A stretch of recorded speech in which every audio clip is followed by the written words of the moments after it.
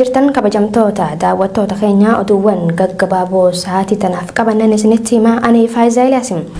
Bakka bu'aa paartii KFO godina Jimmaa kan ta'e obbo Umar Xaahir dabalatee hidhamtoota siyaasaa galmee obbo Abdii Geetaachoo jalatti argaman namoonni 28 sadaasa 24,2013 mana murtii waliigalaa Oromiyaa dhaddacha lixaatti dhiyaachuudhaan abbaan alangee himata yaalii fonqolcha mootummaa gaggeessan jiru itti banuusa gareen abukaatootaa fi faacisa hidhamtoota siyaasaa Oromoo beeksise.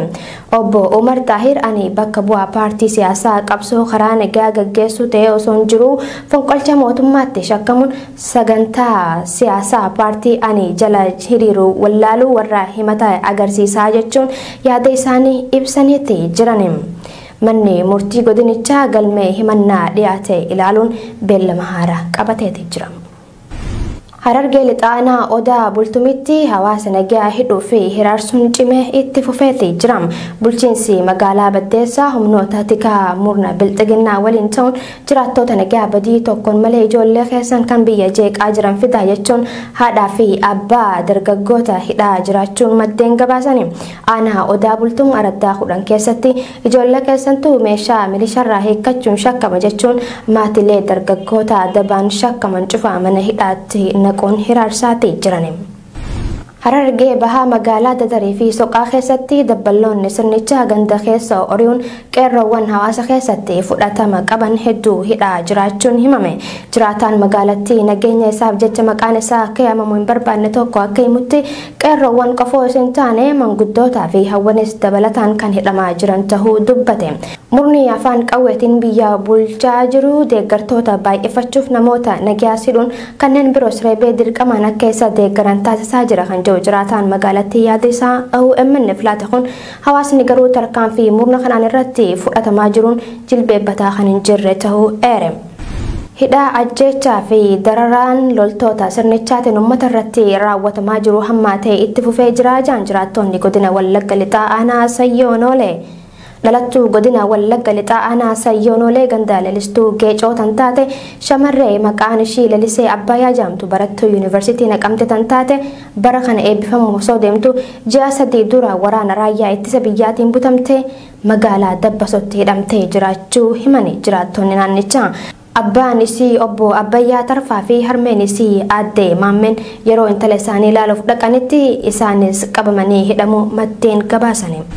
Magaalaa Finfinnee iddoowwan garagaraa keessatti poolisii federaalaa fi poolisii magaalaa Finfinneetiin sakatta'insi cimaan uummata irratti gaggeeffamaa jiraachuu maddeen gabaasani. Jiraataan magaalaa Finfinnee kan waan kana ijaan arge tokko akka bilbilaan OMN ibsetti guyyaa kaleessaa kutaa magaalaa Maganaanya Hayyaawuletti fi Garjii Jaamutti sakatta'insi jabaan gaggeeffamaa turuu ibsuun gochi kun guyyaa har'aatis kan itti fufee jiru tahuu himeeti jira. Mootummaan abbaa irree kun waraana naannoo Tigraay irratti gaggeessaa jiruun alattis haalli biyyoota ollaa kanneen akka Suudaan wajjin jirus wayitii ammaa gaarii waan hin taaneef sababa kanaan yaaddoo guddoo keessa seenuun sakatta'insa kana gaggeessaa jira jechuun dubbate jiraataan magaalaa Finfinneerraa odeeffanne. Godina Arsii Lixaa aanaa Gada Basaasaatti adda bilisummaa Oromoo shanee deeggartan paartii bilxiginnaa balaaleffatan jechuun hidhaan akka malee hammaachuu jiraattonni komii qaban OMN'tti himani. Hidhaarra dabree ajjechaa fi reebichilleen qaamolee mootummaatiin jiraattota nagaa irratti raawwatamaa jira jechuun namni OMN dubbise kun himeetii jira. Harargee bahaa magaalaa Awwadaay keessatti kaadireen bilxiginnaa hojjettoota mootummaa kanneen seektara adda addaa keessa dalagan aangorraa buusuun mana hidhaatti darbataa akka jiran maddeen gabaasani. Namni bilbilaan dubbifne kun akka nuuf himetti namoonni qabamanii hidhaman kunneen warra saba isaaniif quuqama qabanidha kan jedhan maddeen sababaa isin paartii keenyaaf amanamoo miti jedhuun hojjettoota baay'een mana hidhaatti guuramaa jiraachuu dubbatani. Dabalataan abbootii qabeenyaa fi namoota bebbeekamoo ta'an magaalattii keessaa funaanuun hidhaatti darbataa jiran kan jedhu qeerroon magaalaa Awwadaay irraa bilbilaan dubbifne kun uummanni Oromoo waldhabdee wayyaanee fi paartii bilxiginnaaf gurraa kennuu dhiifne gama qabsoo keenyaatti deebi'uun qe'ee keenya to'achuu qabnaa jechuun dhaamsa isaanii dabarfatani.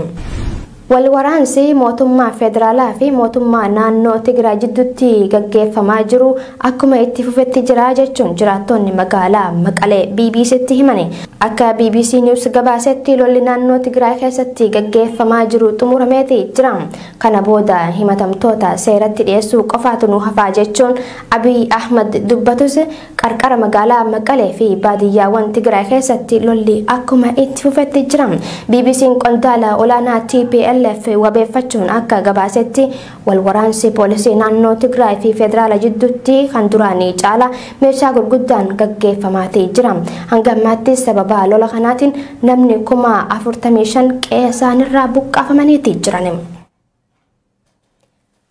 Tolega daawwattoota keenya kabajamoo fi jaalatamoo oduuwwan gaggabaaboon sa'aatii tanaaf qabanne isaan gammatti daawwattanii babal'inni oduu tanaa oduu teenya tan idilee keessatti kan isiniif dabruta oduu tan isinitti himuun tan isin faana turteen Faayizaa Ilaasis gamoo ogummaa teeknikaa fi gulaallee suur-sagaatiin Abdii Jamaltu nu faana ture horaa bula.